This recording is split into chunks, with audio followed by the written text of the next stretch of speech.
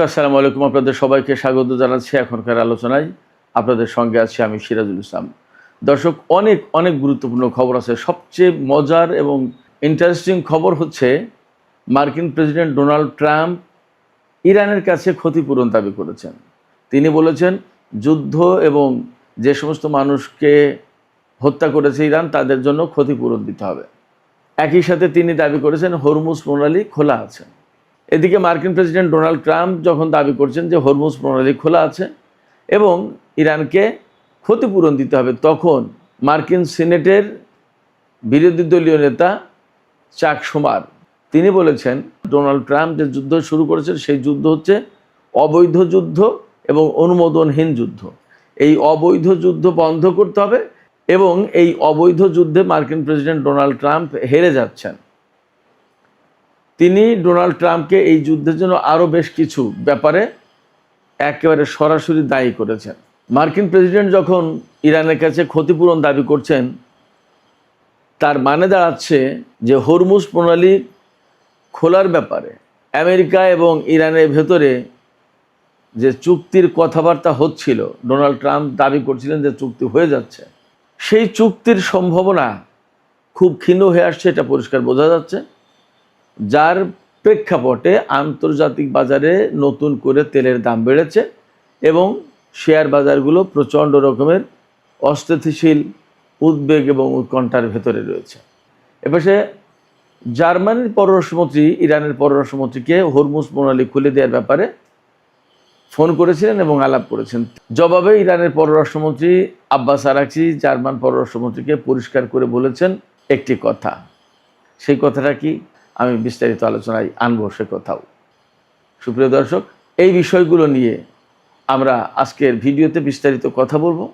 আশা করি খুবই ইন্টারেস্টিং বিষয়গুলো আপনাদের ভালো লাগবে এবং আপনারা শেষ পর্যন্ত সঙ্গে থাকবেন। আর ভিডিও যদি ভালো লাগে তাহলে লাইক, কমেন্ট, শেয়ার করবেন এবং চ্যানেলটি সাবস্ক্রাইব করে প্লিজ সাথে থাকবেন। দর্শক, চলুন আমরা বিস্তারিত আলোচনা করি। সর্বপ্রথম আমরা ডোনাল্ড ট্রাম্পের বক্তব্য দিয়েই আলোচনা শুরু করি।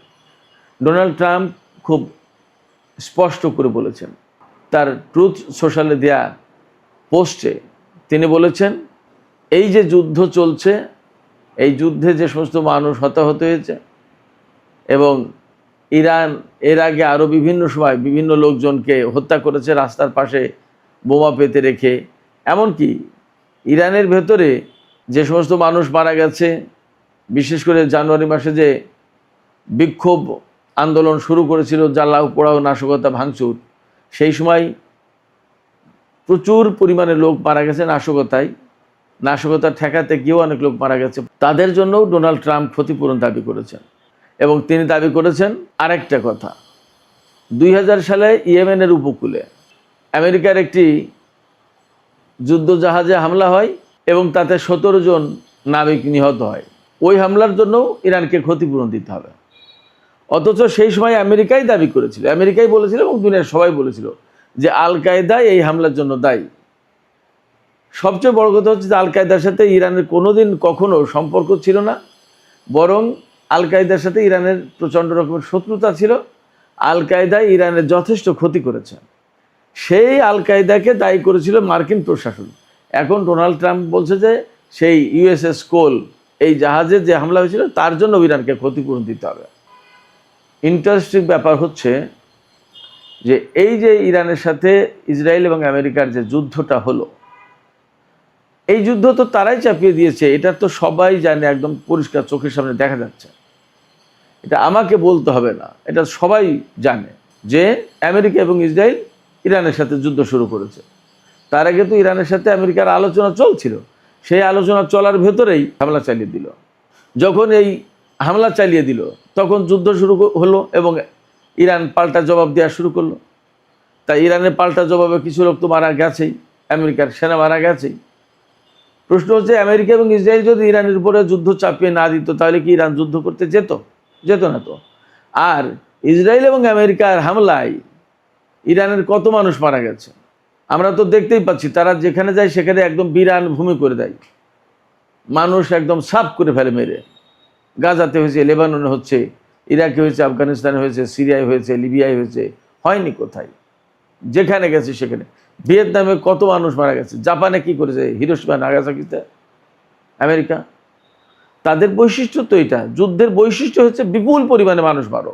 যেখানে যুদ্ধের জন্য দায়ী তারা, এবং এই তো আমেরিকার সিনেটের যে সংখ্যালঘু দলের নেতা অর্থাৎ বিরোধী দলীয় নেতা চাক শুমার, তিনি কি বলেন, এই যুদ্ধ শুরু করেছেন ডোনাল্ড ট্রাম্প, এবং এইটি চাক শুমার বলছেন এটি অবৈধ যুদ্ধ, অনুমোদনহীন যুদ্ধ, মার্কিন কংগ্রেস থেকে অনুমোদন নেওয়া হয়নি, সেই কারণে অবৈধ যুদ্ধ এটা।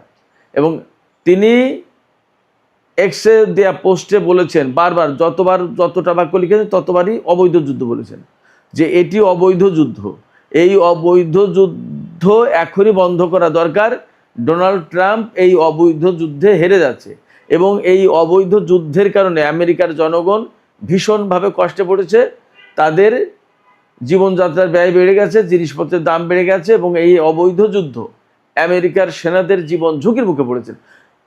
চাক শুমার এই কথাগুলো বলেছেন, যতবার বলেছেন যুদ্ধের কথা ততবার বলেছেন অবৈধ যুদ্ধ। সেখানে ডোনাল্ড ট্রাম্প যদি ইরানকে দায়ী করার চেষ্টা করে, তখন সেটা একটা হালকা কথাবার্তা হয় না, একজন প্রেসিডেন্ট সুলভ কথাবার্তা এটা।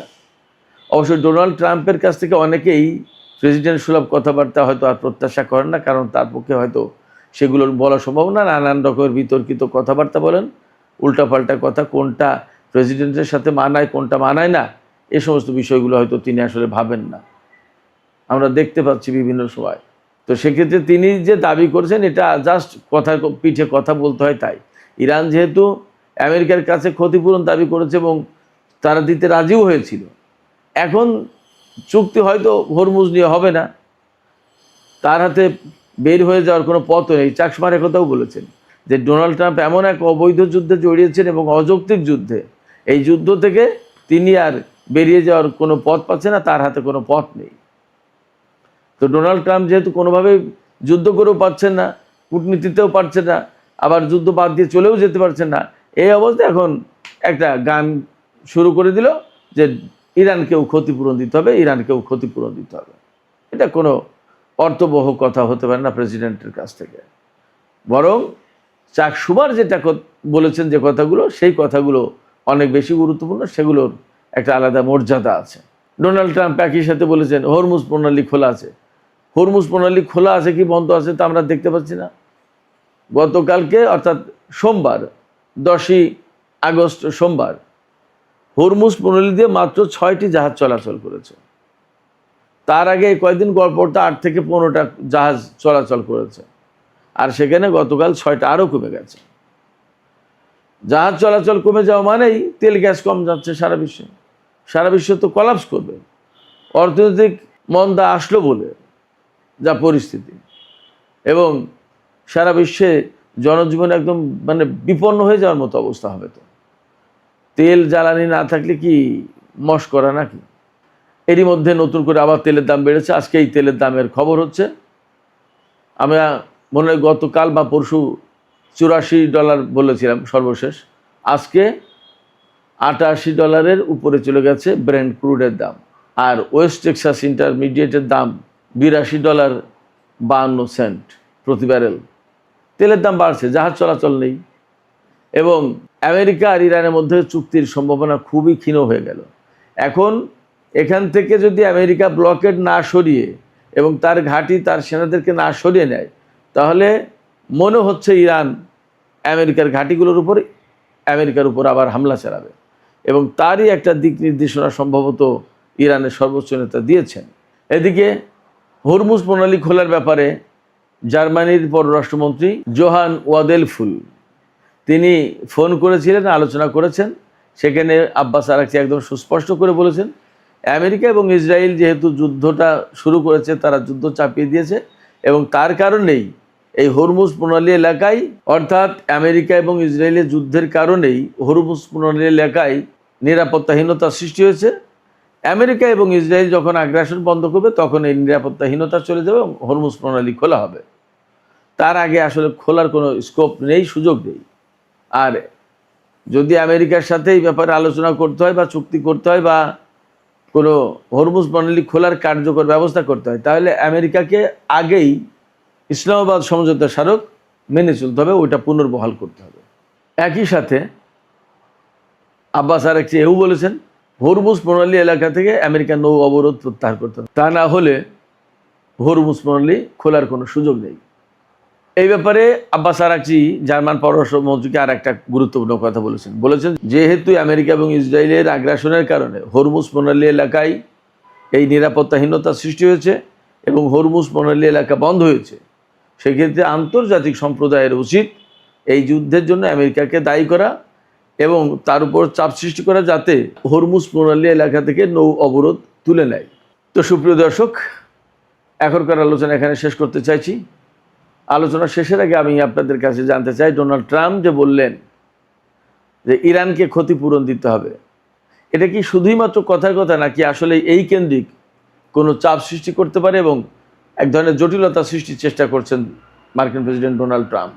আপনাদের কি মনে হয়? এবং এই কথা বলে কি তিনি ইরানের যে দাবি, ক্ষতিপূরণের দাবি, সেই দাবিকে আরও একটু হালকা করে দেওয়ার চেষ্টা করছেন কিনা? আপনাদের মতামত জানিয়ে কমেন্টে লিখতে পারেন।